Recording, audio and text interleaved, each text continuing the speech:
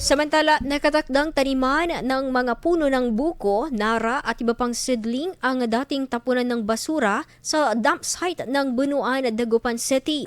Ayon sa ibinahagi sa social media post ni Mayor Belen Fernandez, para ito sa nalalapit na Dumpsite to Fund Site project kung saan tinalakay kasama ang mga opisyal, City Engineering Office at ng Waste Management Division.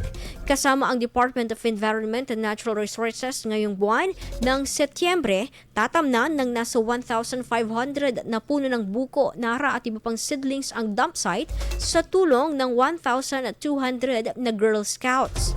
Inaasahan na magiging mas luntian, malinis at kapaki-pakinabang sa mga Dagupenyo ang 60 taong gulang na dump site.